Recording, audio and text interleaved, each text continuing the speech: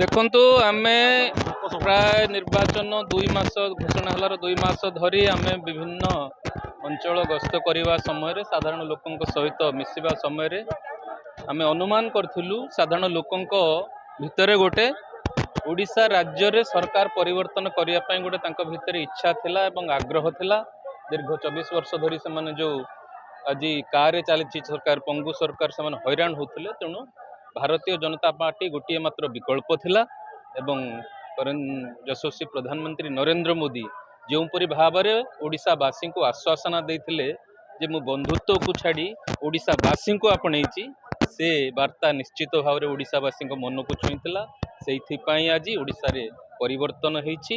ଓଡ଼ିଶାବାସୀ ବିକାଶ ସହିତ ରହିଛନ୍ତି, ପ୍ରଧାନମନ୍ତ୍ରୀ ନରେନ୍ଦ୍ର ମୋଦିଜୀଙ୍କ ସହିତ ରହିଛନ୍ତି ଏବଂ ଭ୍ରଷ୍ଟାଚାର ଦୁର୍ନୀତି ଅନୀତି ଅତ୍ୟାଚାରକୁ ପ୍ରତ୍ୟାଖ୍ୟାନ କରିଛନ୍ତି।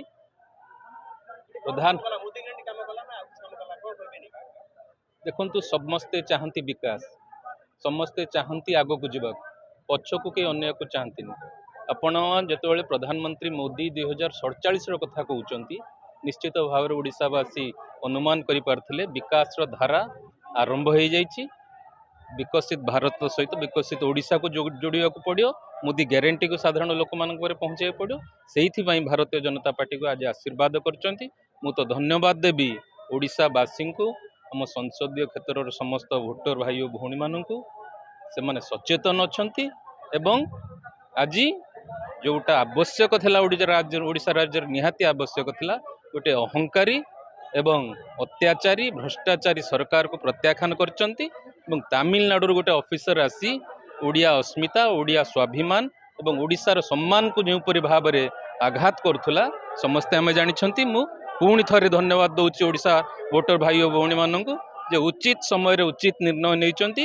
ଭାରତୀୟ ଜନତା ପାର୍ଟିର ସରକାର ନିଶ୍ଚିତ ଭାବରେ ତାଙ୍କର ଯେଉଁ ସବୁ ଦାବି ରହିଥିଲା, ମେଡ଼ିକାଲ କଲେଜ ହେଉ, ୟୁନିଭର୍ସିଟି ହେଉ, ଟେକ୍ସଟାଇଲ ପାର୍କ ହେଉ, ବନ୍ୟା ସମସ୍ୟାର ନିରାକରଣ ହେଉ, ନିଶ୍ଚିତ ଭାବରେ ଆମେ ତାକୁ କରିବୁ।